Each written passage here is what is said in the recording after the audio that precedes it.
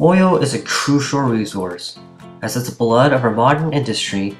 From powering our transportations to creating the packaging for our foods, its benefits cannot be ignored. But the argument often exists is it really worth it to sacrifice our environment for obtaining oil? If so, what are the limits? What are the balances? And in this documentary, we're going to talk about deep sea oil drilling off the coast of Newfoundland, Canada. Here's how it began. Oil was known to exist in Newfoundland since 1867. On a small exploration on the Parsons Pond on the west coast of the Northern Peninsula, they discovered a small refinery that started the industry. But only after the discovery of Jane d'Arc Basin, along with hundreds of explanatory wells drilled, the Grand Bank area was proved to be a huge oil field. Now it is known that the area contains over 5 trillion cubic meters of natural gas, and enough oil is stored to supply the entire Canada's oil consumption for 3 years. But the drilling of these resources has always remained as an afterthought for the Newfoundland government until 1992, the collapse of Newfoundland's main industry, cod fishery.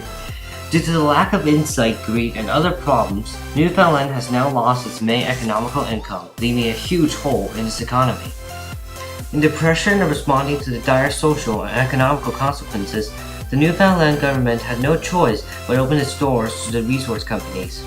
The Canadian government supported this by putting $1.5 billion into the project, along with other business investments of $4.5 billion, totaling up to $6 billion was invested into the building of Hibernia. This project was hosted by CAP, Canadian Association of Petroleum Producers. Hibernia originally was one of the biggest refinery hit during 1972. It was completed and started producing oil in 1997. This solved the unemployment problem as the oil and gas sector directly employed about 1,851 workers in 2007, which accounted for 1.5% of the provincial labor force. As in 2007, the industry accounted for 35% of the provincial GDP, up from 13% in 1999 and 24.3% in 2004. According to the Statistics of Canada, Newfoundland experienced greater economic growth in 2007 than any other province in Canada, largely due to its oil and mining industry. Now Newfoundland is the second highest oil producer in Canada, behind Alberta. The Newfoundland's people love it as they continuously elected leaders that supported this project, providing Newfoundland with job opportunities and holding up its economic. But what are the downsides of this?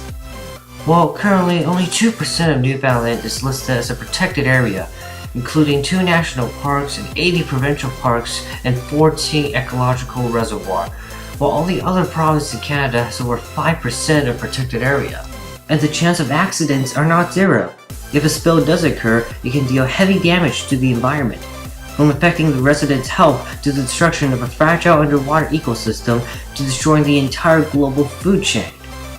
And even if no oil spill and accident happened during the years, the oil will eventually run out. Newfoundland's current oil storage will only support them for 50 years, but what will they do after it is another mystery. Over the past century, oil exploration has touched nearly every corner of the globe.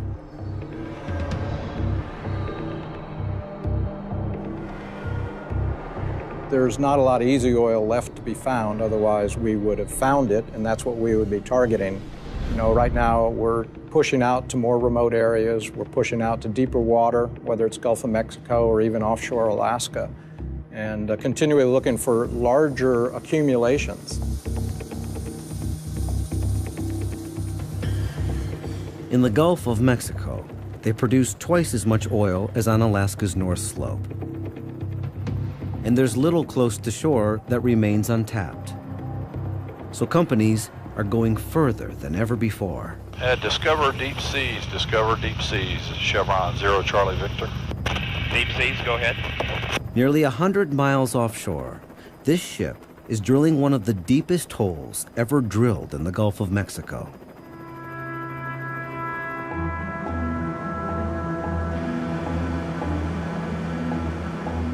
Chevron is drilling down more than 5 miles, as deep as Mount Everest is tall, all to look for oil that might be hidden in 7-million-year-old rocks. Suddenly, the animals in Prince William Sound were fighting for their lives. There were otters that were completely coated with oil. Surf scoters were sitting there. Their throats had been ripped out by gulls that had, seized opportunistically on these birds that could no longer fly. Oh, look at that. Something's been eating it. Look at that. It's got a hole in it. The eagles have been after it. There were birds flapping in the water that couldn't get airborne because of the oiled feathers and such. It was truly a horrific scene.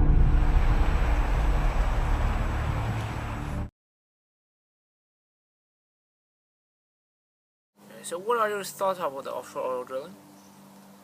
Offshore drilling is a good thing because us humans need oil for our everyday uses and utilities. One example is a car. I don't see any good to this. All I see is that you polluting the earth with the cars and releasing CO2s into the atmosphere. There's only harm to this. Just harm to the earth is a good point. What do you think? I'll admit that oil drilling isn't good for our earth, but think about all the money. Oil drilling, that means that we don't have to rely on Middle Eastern countries to provide all the oil and the petroleum for us. That will stable the economy of the world because the small bundle of countries that provide all the oil won't have such a big price in the economy. That will stable the economy. Important they say, and it's needed for people and making the economy better. Just means more money. In 20 years, will the money matter? How will we survive without the environment? Besides, oil is an unsustainable resource. There's approximately only 89 billion barrels of oil across the world that's located right now, and the U.S. uses 20 million of barrels of oil each day. What will we do when the earth is a pile of dump? 20 years is so far away. Oil drilling means that more people will get more money from their jobs and they will spend it in the economy, which will make the economy get better. About the spoil spills, what are your thoughts on them happening because of the drilling, and do you have any examples? The spill in the Gulf of Mexico was the worst spill in U.S. history. It immediately created large damages to the environment. It had an effect on the human health. Just swallowing small amounts of the oil can cause an upset stomach, vomiting, and diarrhea. And there's animals too. The birds cannot fly when they were soaked with oils, and they would just die there. And the oil on the surface of the ocean would slowly sink down too, and then it would contaminate the fragile underwater ecosystem, killing the small fishes that were essential parts to the entire global food chain.